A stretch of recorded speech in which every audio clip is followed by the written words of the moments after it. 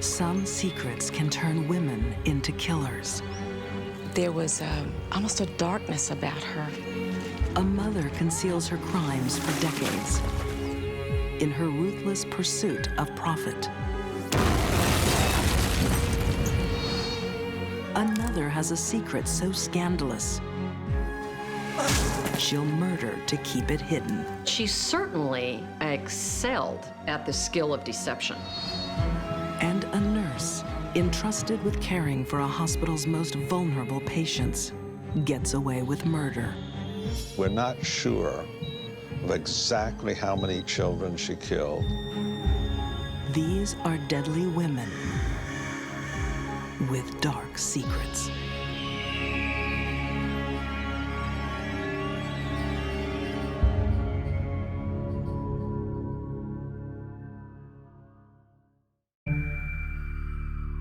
June 25th, 1983, Pensacola, Florida. John Gentry shares an intimate dinner with his fiancée, Judy Buenoano. She has thrilling news. I'm pregnant. After all this time. Honey, I can't believe it. Their future together seems assured. Until later that night, when John leaves the house. He left, went outside, it was dark. Started the car, turned the lights on. Car blew up. That night would give Florida State Attorney Russell Edgar one of his most intriguing cases.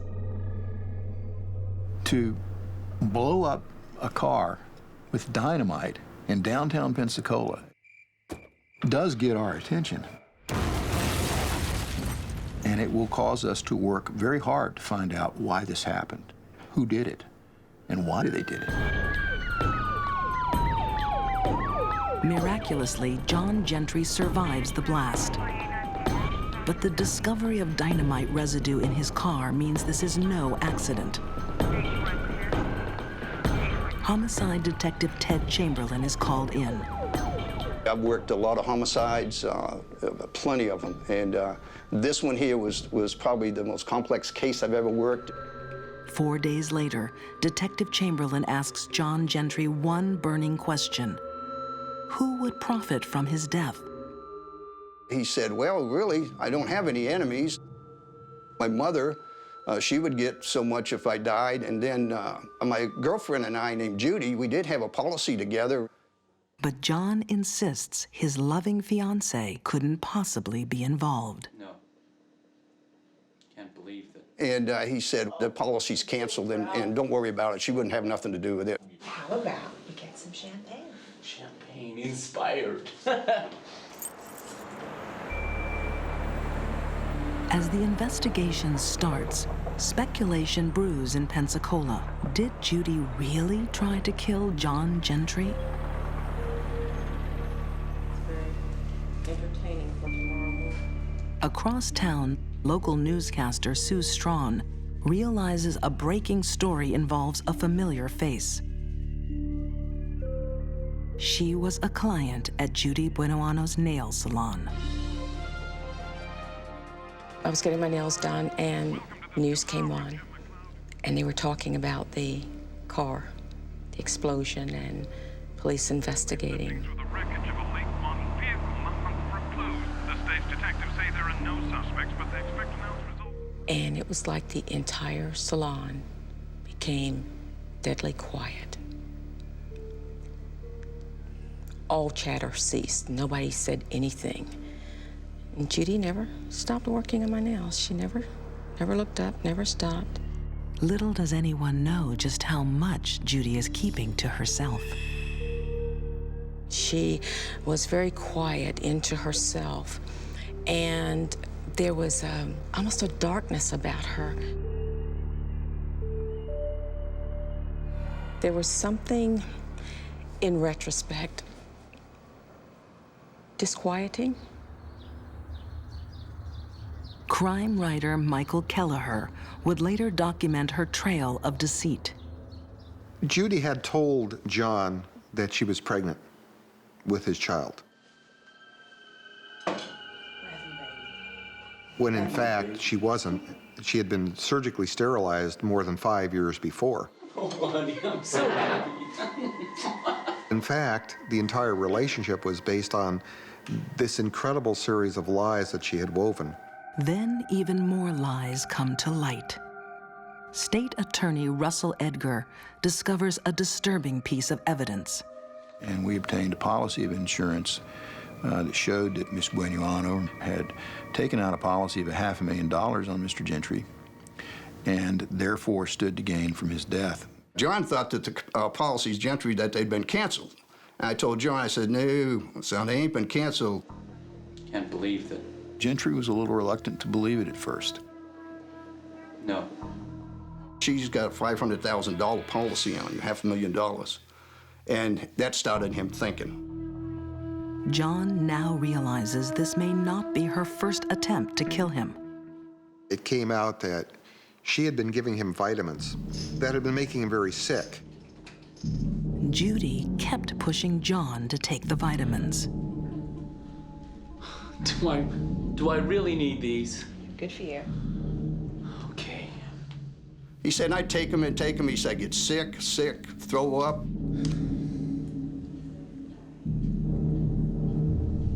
I went to the hospital. They couldn't figure out what was wrong with me. My stomach is aching. Ah! Oh, He said, no, I'm not taking them. I didn't tell her. He said, I took 2 of the pills and put them in my briefcase. It was later to be discovered that those weren't vitamins, but they were essentially poison pills. Everything had been taken out of them, and paraformaldehyde had been put in them, and found that that's a class 3 poison. I'm gonna need to go to the bathroom. As investigators dig deeper, they find another shocking secret. Judy may have killed before. I can't believe it. In 1983, Florida businessman John Gentry thought he'd found his future wife. How about we get some champagne? Champagne inspired. But from the night Judy Buenoano declared she was pregnant, things went downhill.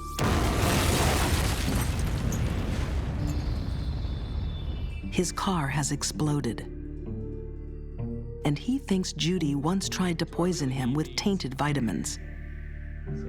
He's shocked to learn she has a secret life insurance on him worth $500,000. And now police tell John he may not be Judy's first victim.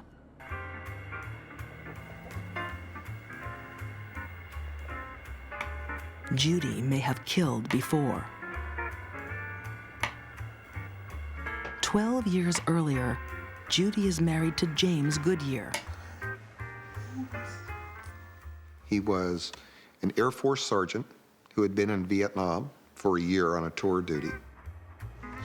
James is home ready to enjoy some R&R with his new wife. But what he gets is arsenic poisoning. Arsenic is a white powder. It has no taste. It dissolves easily. It has no odor. And so it can be easily put into food or drink. And Judy is cunning enough to serve up tiny amounts that go unnoticed. Well, thank you. Long term, the arsenic deposits in the tissues and progressively damages both the liver and the heart. So many times, chronic arsenic poisoning is very difficult to detect. Within 3 months, James Goodyear is dead. Judy collects a handsome insurance payment, and her murder remains a dark secret for more than a decade. According to criminal profiler Candace DeLong, this first murder set the stage for Judy Buenoano's career as a serial killer. Frequently when we see women killing repeatedly, In serial type fashion, one of the motivators is money. They're killing for profit. But more than a decade later, James Goodyear would speak from the grave when Detective Chamberlain's team exhumed his body. There was enough arsenic still in him, like fingernails, the hair, to kill 12 people. So he was loaded. I mean, that boy was loaded with it when he went down.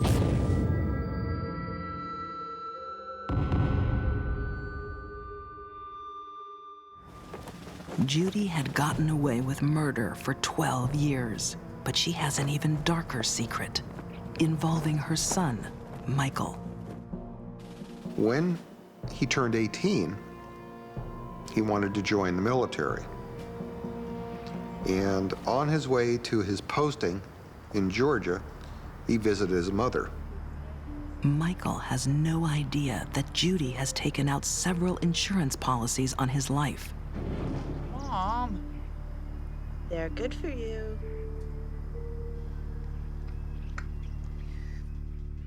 It's believed that at that time, she fed him arsenic. Judy is about to commit the unthinkable, to poison her own son. Sociopaths don't feel love the way normal people do. A normal mother or father could never kill their child. To her, he was just another big check waiting to get into her bank account. He didn't die. He went on to his next duty station. He became crippled. He became so crippled they had to discharge him from the military, and he wore braces on his arms and his legs because he was paralyzed from the elbow down and from the knees down. Worse still, he's back in Judy's care. He gets out of the hospital with all these braces on and everything else. She's got insurance policies on him.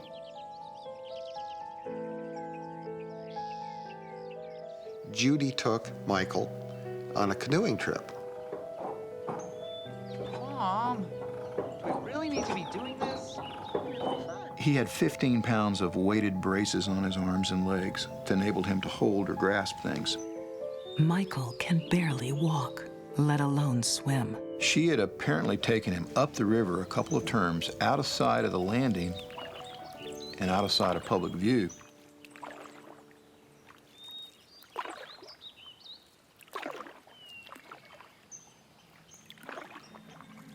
No one can be sure why the canoe capsized.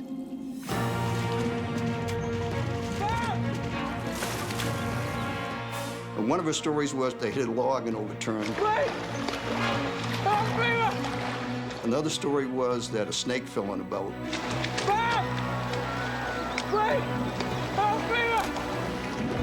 How long does it take to drown with 15 pounds of weight strapped to you in the water? What must he have been thinking?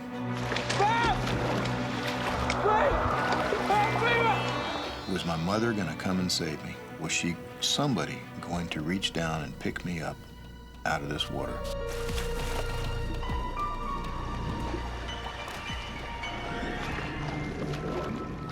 Any other parent, if your child had fallen into the deepest ocean, I think our first instinct, you're going after that child. But not Judy.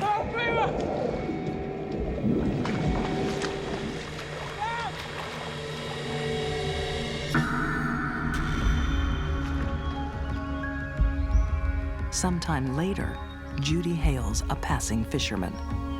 She said nothing about the son until she got to the shore and said her son was up the river. She thinks he might have drowned. And then asked for a cold beer.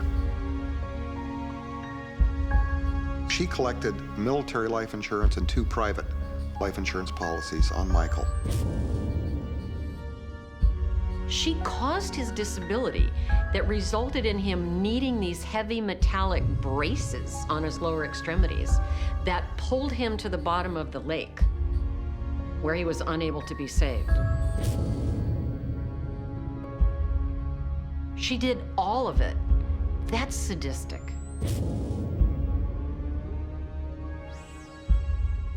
By the summer of 1983, police have pieced together Judy's secrets. Her latest extreme attempt to murder finally brings her undone. She absolutely overreached with the car bomb. That was completely unnecessary. It was also outside her MO, outside her normal way of attacking her victims. But I think that boils down to wanting too much too soon.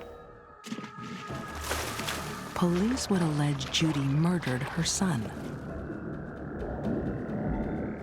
She poisoned her first husband and attempted to kill her fiancé, John Gentry. She was a truly evil person, and that's the sense that I got when I was in the courtroom with her. It was a sense of evil. I nearly hadn't had that except a few times in my career, 30 years prosecuting. A jury finds Judy Buenoano guilty of first-degree murder and first-degree grand theft. She is executed by electric chair in Florida on March 30th, 1998. Although Judy insisted to her grave she was innocent, those who knew her have no doubts about her guilt. There's something. It wasn't right. I even have a hard time admitting that to you now. But how do you put it? It wasn't right. There was just something that wasn't right.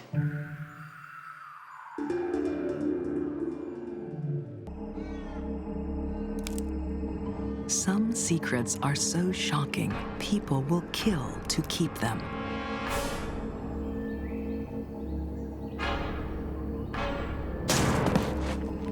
This murder has all the appearances of a straight crime of domestic violence. It is anything but. This story came to light. It took all the oxygen out of the media room. It consumed all the stories in the newspapers. It was an extraordinary case. It was definitely the case of the decade. Australian criminal history recorded one of its most unusual cases at the turn of the 20th century, after Scotsman Harry Crawford arrives in Sydney. Like many new arrivals, he takes work wherever he can get it. But life is tough. Harry is barely scraping by. For 10 years, he ranged around Sydney. He worked in meatworks, he worked in pubs, always fairly rough outside work. Author Suzanne Faulkner has researched one of Australia's most scandalous murders.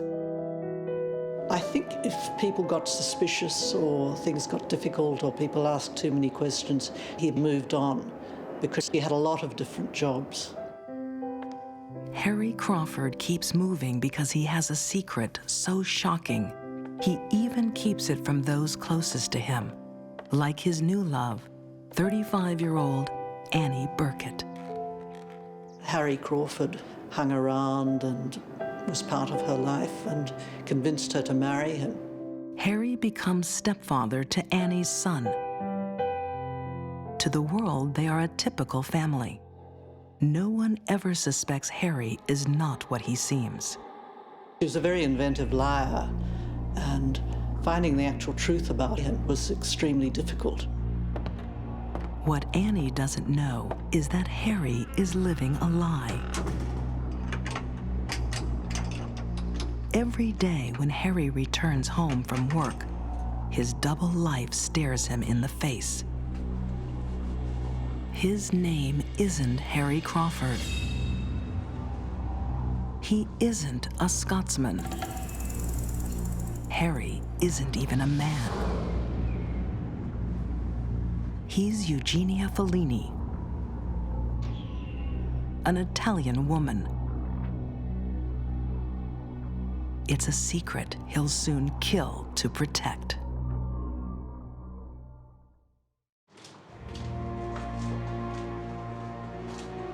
Concealing a dark secret in constant fear of discovery can drive a person to kill.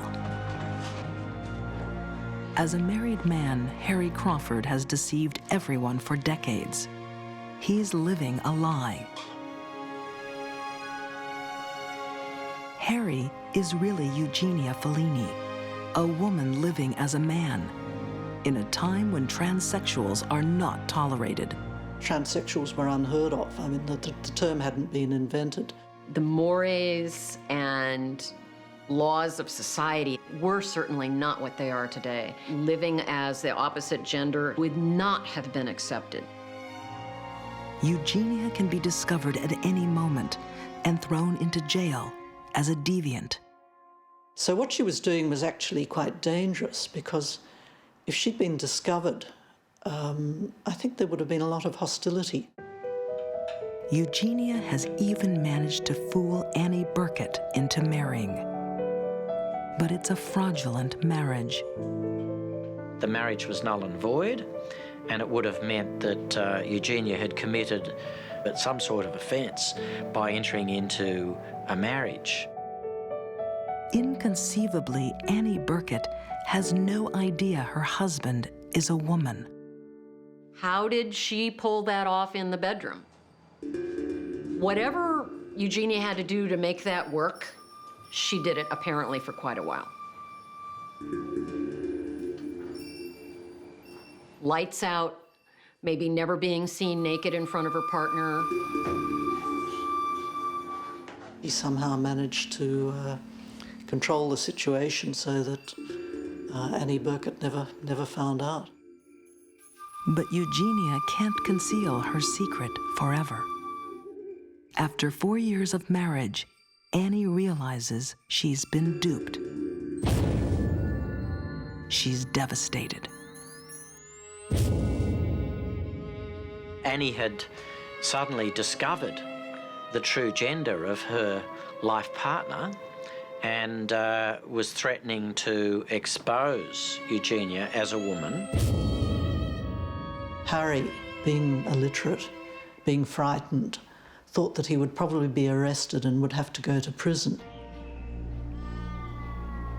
On September 28, 1917, Eugenia takes drastic action to protect her dark secret.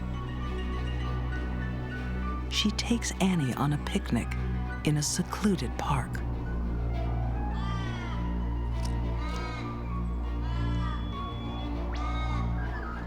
I think Eugenia's motivation for killing was strictly practical.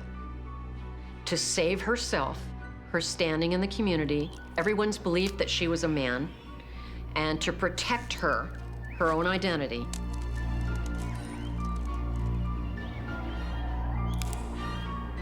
Sometime during the afternoon, Eugenia smashes Annie over the head with a bottle.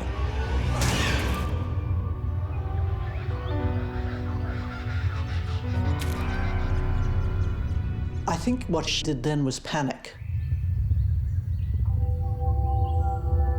The right blow to the head, at the right place, at the right time, can cause immediate unconsciousness. It is difficult to cause immediate death by blunt force injuries to the head. Eugenia makes a horrifying miscalculation. Annie isn't dead. Whilst she was still alive but unconscious, her body was thrown onto a campfire. Eugenia is trying to get away with murder. Many people believe, usually wrongly, that they can burn a body either beyond recognition or all evidence can be destroyed, evidence of a crime. Annie's body is not destroyed. It's found, although not identified. News of the mysterious death hits the papers. Now the biggest threat to Eugenia's secret is her victim's son, who is asking too many questions. In a strange coincidence, his first name is also Harry, Eugenia's male name. The lies became more and more complicated. With Annie Burkett out of the way, there was only one other obstacle to Harry Crawford remaining Harry Crawford, and that was young Harry Burkett. Eugenia takes the boy to a notorious suicide spot.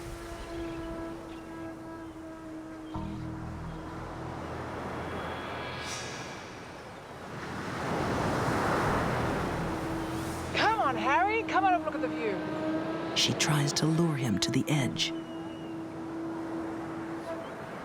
Harry hangs back. Come on. It's a great view. Come on, Harry. Come on. It saves his life. Eugenia can't bring herself to wrestle him over the edge.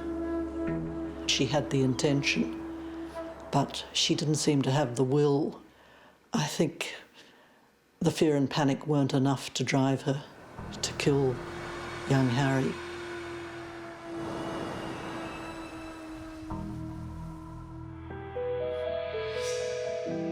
Eugenia's dark secret remains hidden for another 3 years. Harry Crawford, having murdered Annie Burkett, then went on to marry another woman and was actually married to her for something like 12 months before he, I use the term he loosely, he was arrested by the police and charged with the murder of Annie Burkett. Police finally caught Eugenia after her victim's body was at last identified, and young Harry's suspicions were confirmed. On July 5th, 1920, Eugenia Fellini is charged with murder. Of course, Eugenia just became a freak show. There were headlines in the papers, the man-woman monster, pervert, freak, with all sorts of salacious details being hinted at. Eugenia pleads innocence, but on October 6th, 1920, she's convicted of murder and sentenced to death.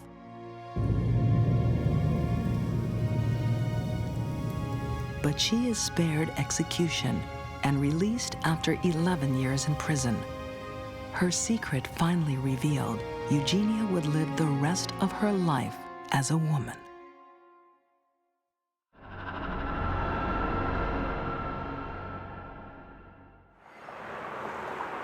Sometimes the darkest secrets aren't just kept by killers. They are kept by those who should expose them. It's a lesson learned in a Texas hospital where babies were dying without cause. The other nurses noticed that there were increased numbers of cardiopulmonary arrests on the ward. Administrators suspect something is seriously wrong. All her victims were children, the most innocent of the population. Could it possibly be that a staff member is killing children? Once it starts, it's very hard to stop. Someone is keeping a dark secret. This would not have happened if the cases had been reported to the medical examiner's office. 1981, in Bexar County, Texas. The medical center hospital holds a dark secret. Babies are dying way too frequently. Say that they expected 1 a week, but all of a sudden they were getting 3 or 4 or 5 a week. Administrators suspect they have a murderer loose in the pediatric ICU. I don't think there was any doubt that they had a good idea of what she was doing.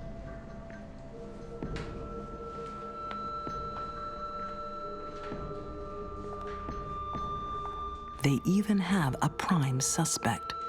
Somebody that has been trained to protect and save lives, not kill people. Nurse Janine Jones.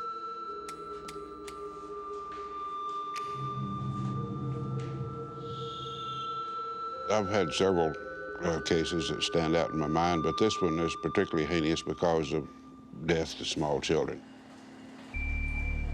This darkest of secrets began because 31-year-old vocational nurse Janine Jones has a secret compulsion, a hero complex. She likes the idea she can save lives in an emergency. She is a super nurse. When someone has a strong need to be seen as a hero, a savior, we call that a hero complex. When it becomes so deep-seated a need that the individual creates a scenario where they can rush in and save the person, that's when it becomes dangerous. Janine uses a variety of drugs to stress her young victims, like blood thinners and cardiac arrest agents. She doesn't necessarily want to kill her victims, just make them sick enough to rescue. That was her way of getting attention. She was a big person. Code red! Nurse Day, code red!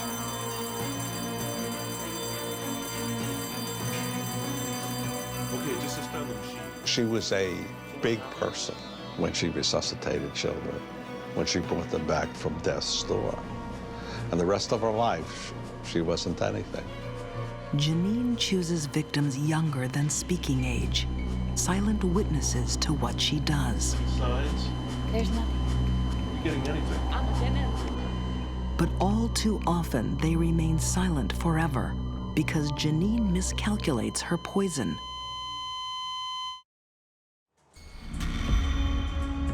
Criminal profiler Candace DeLong thinks Janine was searching for respect. Somewhere along the line in her development, probably in adolescence and going into her years as a young woman, Janine realized that she could feel important when she was tending to defenseless people, especially children. It made her feel powerful and giving, and that she could be respected by other people for this. Perhaps Janine is compensating for previous losses. Soon after birth, she was abandoned by her natural parents and handed over for adoption. At 16, her closest brother died in an accident. Another brother succumbed to cancer 8 years later.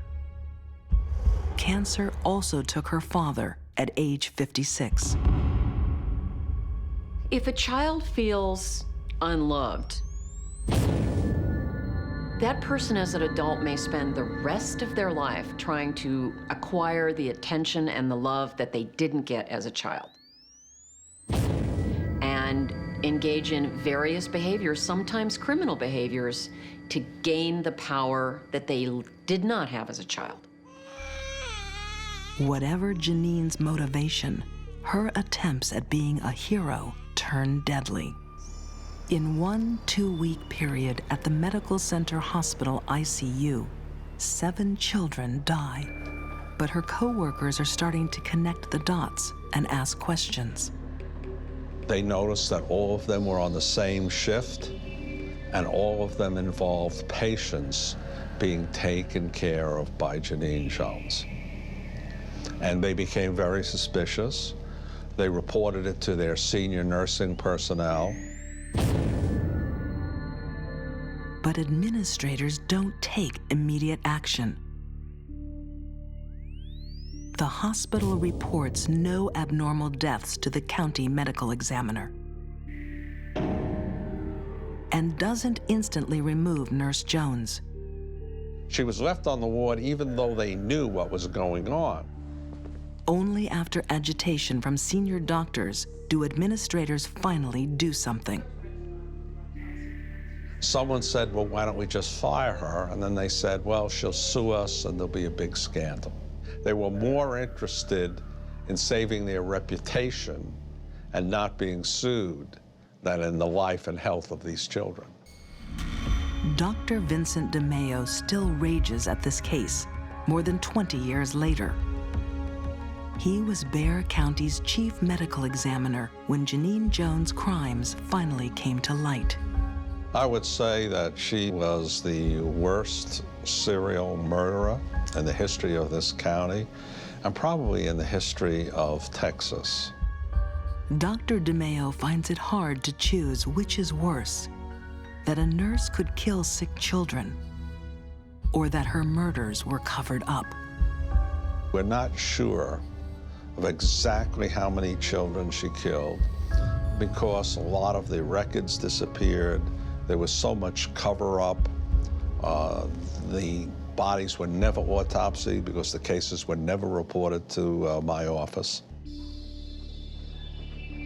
Eventually, the hospital raises the training bar for ICU nurses. Janine no longer qualifies.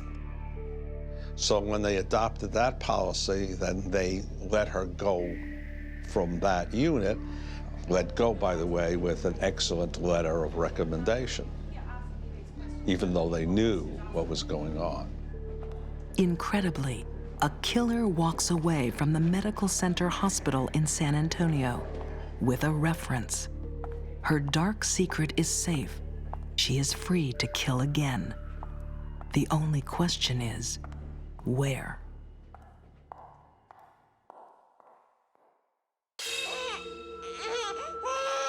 Amongst the darkest secrets in Texas criminal records is the case of Nurse Janine Jones.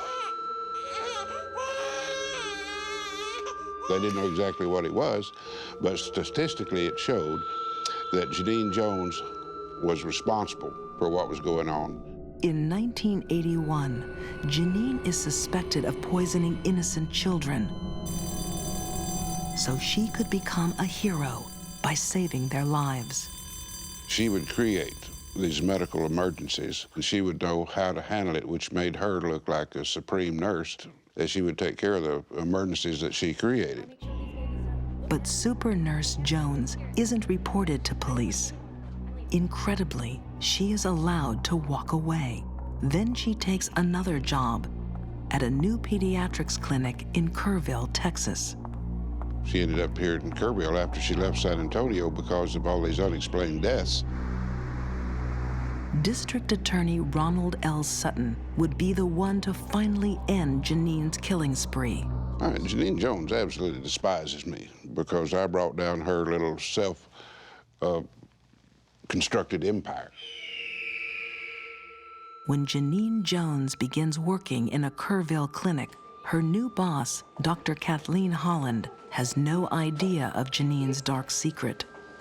As she treats young patient Chelsea Ann McClellan, Chelsea has a cold.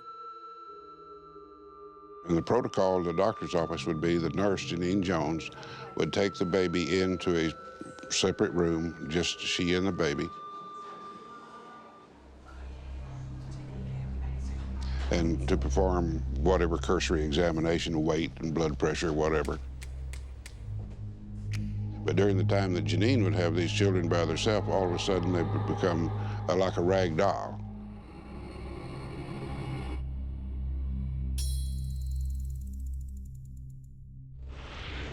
And then she would scream out, "The baby's not breathing!"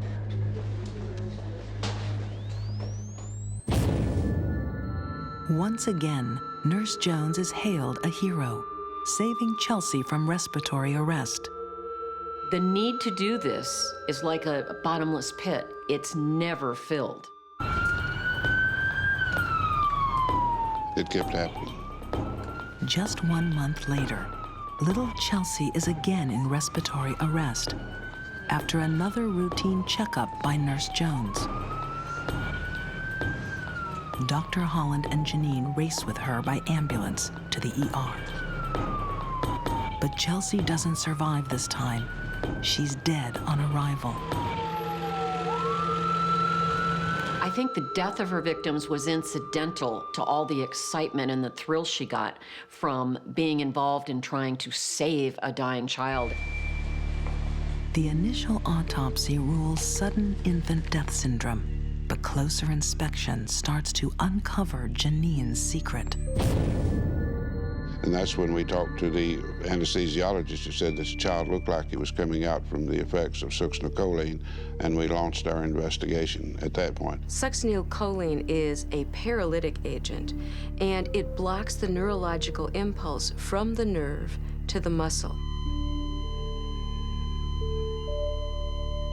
It's the blocking of the respiratory effort, so an individual basically asphyxiates to death.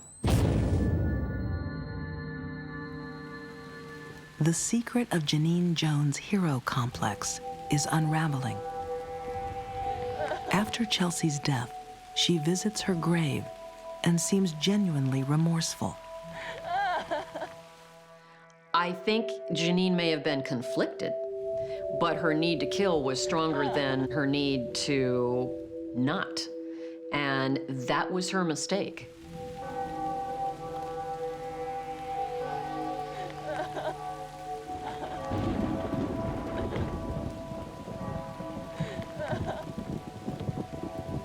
Janine's grief is a shock for Chelsea's mother, who happens to visit at the same time. Janine, what are you doing here? Why is a nurse she hardly knows at the gravesite so distraught? Back at the clinic, Dr. Holland discovers more incriminating evidence. Her vial of succinylcholine, a paralyzing agent often called a nectine, has been perforated by a needle. And there were 2 holes in the lid of this bottle. One where she had withdrawn a nectine from it and attempted to replace it with saline solution.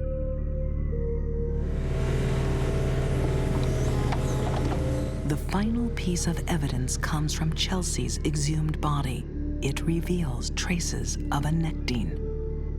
But as investigators close in, the most telling lead comes from Janine Jones' colleagues at her last nursing job. And I said, well, what's her name? I said, Janine Jones. And the answer was, oh, yeah, the one who murdered the kids. Nurse Janine Jones was a suspected killer well before she arrived at the Kerrville clinic. It is only Chelsea's murder that finally puts her away for 99 years, convicted of first-degree murder and causing injury to 7 other children. No one has ever been charged over the unexplained deaths at Medical Center Hospital. This was a devastating case on the community, on the medical profession, on the nursing profession, on the county hospital. To this day, Janine Jones maintains she is innocent, insisting that she has no dark secret, a common trait of denial from those with a hero complex. The safest place for them to be for society is to spend the rest of their life incarcerated. There is no way we can ever know that they will not kill again.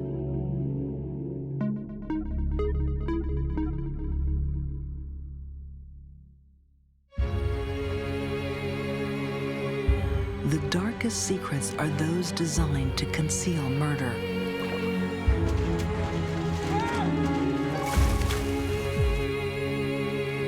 Judy Buenoano kept her secrets and killed for profit. She cashed in on those who trusted her most. Eugenia feared a Victorian society's judgment, so she murdered to keep her intimate secret. And Janine Jones, her secret compulsion possibly claimed the lives of 46 infants. What price a secret? For these deadly women, their victims paid the ultimate price.